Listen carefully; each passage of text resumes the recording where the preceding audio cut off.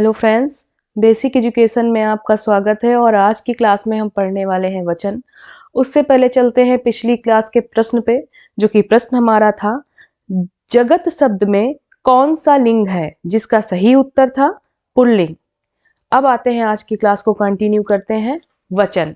तो वचन क्या होता है? संज्ञा, सर्वनाम, विशेषण और क्रिया के जिस रूप से एक या अनेक संख्या का बोध हो, मतलब जिनसे हमें उनकी संख्याओं का बोध हो, एक है या उससे अधिक है, तो वो उसे हम क्या कहते हैं? वचन वचन कहते हैं। उदाहरण में आइए समझते हैं उदाहरण के द्वारा। जैसे तालाब में मछलियां तैर रही हैं, तो अब यहाँ पर हमें उनकी संख्याओं का बोध हो रहा है कि मछली एक है कि कई मछलियां हैं। तो यहाँ पर क्या है? मछलियां, मतलब एक मछली नहीं, बहुत सी मछलियां हैं, तो यानी एक से अधिक संख्याएं हैं। तब फिर यहाँ पर हमारा क्या होता है? इनसे इसके तो इसी वचन के द्वारा हम संख्याओं का बोध करते हैं कि एक संख्या है या अनेक संख्याएं हैं, तो इसको हम क्या कहते हैं? वचन कहते हैं। तो अब आते हैं वचन के प्रकार में। वचन के मुख्यतः दो प्रकार होते हैं। कौन कौन से?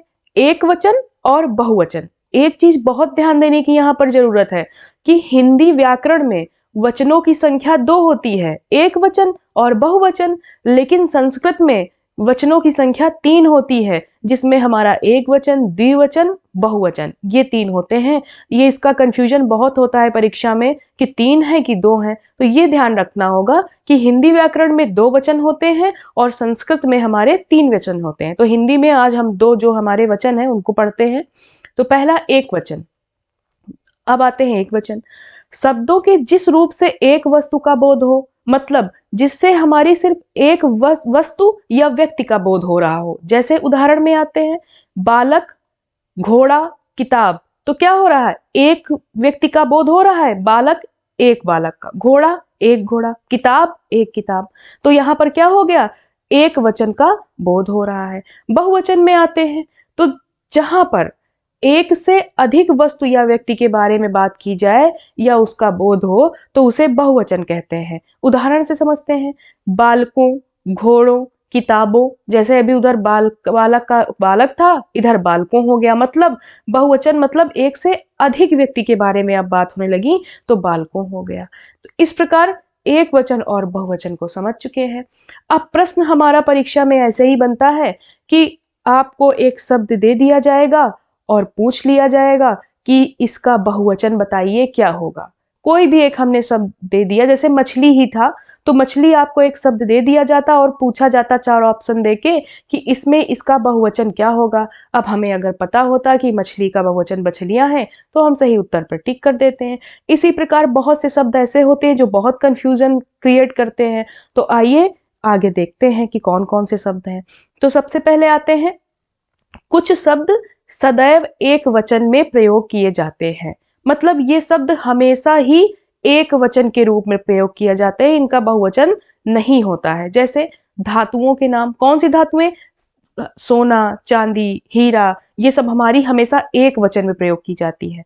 तरल पदार्थ में पानी, दूध, शरबत, ये सब क्या हो गए? तरल पदार्थ हमारे एक वचन में आते हैं। भाववाचक संज्ञा, बुढ़ापा, सौंदर्य, ये सब क्या हो गए? भाववाचक संज्ञा हो गई, तो ये सब हमारे भी एक वचन में आते हैं। व्यक्तिवाचक संज्ञा, मतलब किसी भी व्यक्ति का पर्सनल, राम, सीता, मोहन, गीता, ये सब क्या हो गए? व्यक्तिवाचक संज्ञाएं हो गई। कुछ शब्द हैं माल, जनता, सामान, ये सब भी हमारे किस में आते हैं? एक वचन में। मतलब इतने जितने भी मैंने बताए ये सब क्या किए जाते हैं? सिर्फ एक वचन में प्रयोग किए जाते हैं। अगर आपके सामने सोना आ जाए और पूछा जाए कि सोना क्या है, तो एक वचन है कि बहुवचन है, तो आप क्या लगाएंगे? एक वचन, क्योंकि सोना का बहुवचन नहीं होता है, ये सदैव एक वचन में यूज किए जाते हैं क्योंकि एक धातु है। फिर आते हैं नेक्स्ट, कुछ शब्द सदैव बहुवचन में प्रयोग किए जाते हैं, मतलब इनका एक वचन नहीं होता है, बहुवचन में ही प्रयोग किए जाते हैं। जैसे आंसू, केस, बाल, रोम, दर्शन, प्रजा, समाचार, होश, हस्ताक्षर, हालचाल, नियम, लोग, दाम, प्राण। और अगला है आदरणीय व्यक्तियों के लिए, मतलब आदरणीय व्यक्ति कैसे? जैसे हमने कहा महात्मा गांधी जी राष्ट्रपिता थे, तो यहाँ पर क्या हो गया, आदरणीय व्यक्तियों के लिए भी बहुवचन प्रयोग किए जाते हैं। जैसे आंसू हमारा, ये बहुवचन नहीं होता है। तो केस हो गए, बाल बहुवचन में ही आते हैं। एक वचन, एक बाल तो होता नहीं, तो बहुवचन में आ गया। इसी प्रकार समाचार हमारा हो गया, तो कोई एक समाचार तो नहीं होता, उसके अंदर बहुत सारी सूचनाएं होती हैं, तो बहुवचन में आ गया। प्रजा है, प्रजा में बहुत से लोग हैं, तो क्या हो गया, बहुवचन में प्रयोग किया। मतलब ये कुछ शब्द हमारे ऐसे हैं जो सिर्फ और सिर्फ बहुवचन में प्रयोग किए जाएंगे।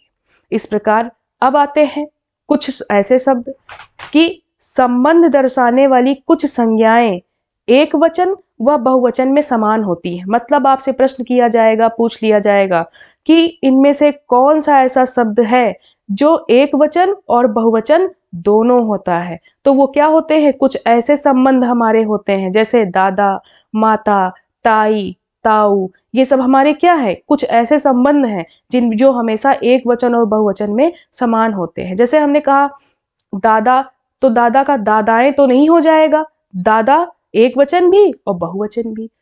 पापा, पापाएं नहीं होगा।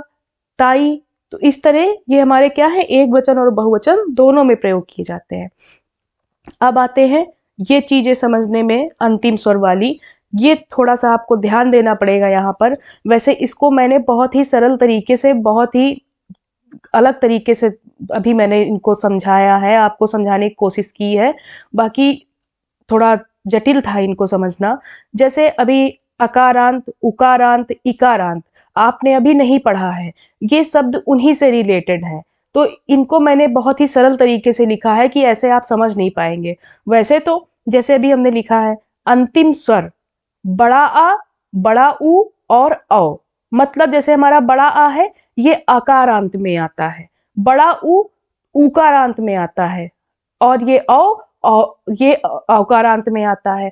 लेकिन अभी आप ये चीज नहीं जानते, तो मैं आपको सरल तरीके से बताती हूँ कि अंतिम स्वर अगर भी किसी भी शब्द का जो अंतिम स्वर है बड़ा आ आए या बड़ा ऊ आए या औ आए, तो वो क्या हो जाएगा बहुवचन बनने में ए प्रत्यय लग जाएगा उसके अंत में।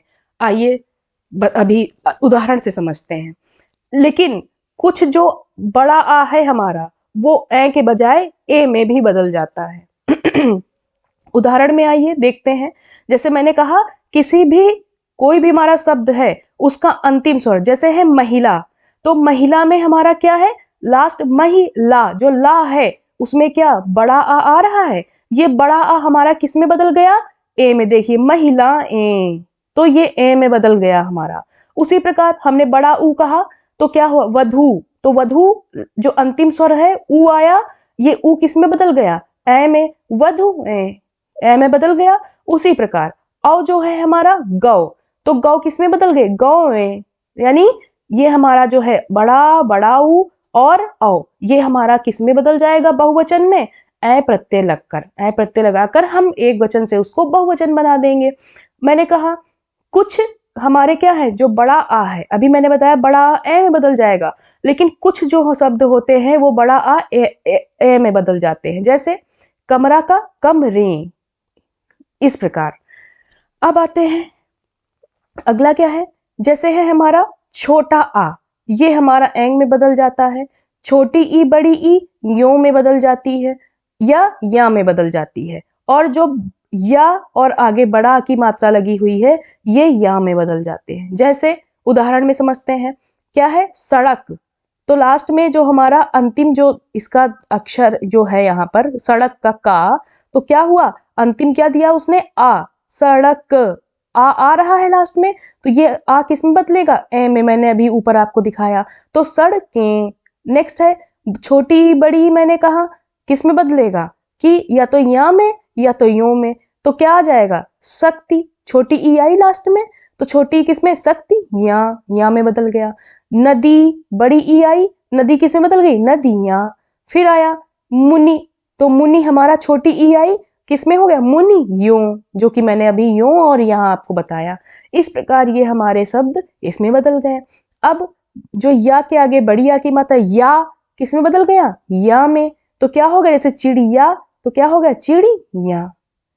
इस प्रकार ये चीज भी कंफ्यूजन दूर हो गई। अब आते हैं, एक चीज और बची है, जैसे दल, वृंद, वर्ग, जन, लोग, गण आदि शब्दों को जोड़ा जाता है बहुवचन के लिए। मतलब कुछ शब्द हमारे ऐसे होते हैं जिनको एक वचन से बहुवचन बनाने में हम इन शब्दों का प्रयोग करते हैं। जैसे उदाहरण में आइए, सेना है तो सेना में हम क्या कहेंगे, सेना दल, ये इसका बहुवचन हो जाएगा। मतलब सेना तो हमारा एक वचन है और सेना दल क्या हो जाएगा, बहुवचन हो जाएगा।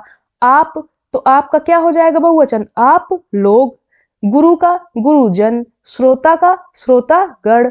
और जैसे मित्र है, वर्ग मैंने अभी ऊपर लिखा, मित्र का क्या हो जाएगा बहुवचन, मित्र वर्ग। इस प्रकार हमारे कुछ शब्द ऐसे हैं, इनको ध्यान देना होगा। इस प्रकार हमारे जो एक वचन और बहुवचन है वो हमारे खत्म हो चुके हैं। बस आपको कुछ चीजें बहुत ध्यान देना पड़ेगा, बाकी और कोई बहुत ज्यादा टफ चीज नहीं है। अब आते हैं आज के प्रश्न पर। प्रश्न हमारा है, विद्यार्थी का बहुवचन शब्द क्या है। ऑप्शन है, पहला विद्यार्थियों, दूसरा विद्यार्थीगण, तीसरा विद्यार्थीजन, चौथा विद्यार्थी। इसका सही उत्तर आप हमें कमेंट्स में बताइएगा और मिलते हैं नेक्स्ट क्लास में। अगर आज की क्लास आपको अच्छी लगी हो तो लाइक, सब्सक्राइब एंड बहुत ही ज़्यादा इसको शेयर करें। Thank you so much.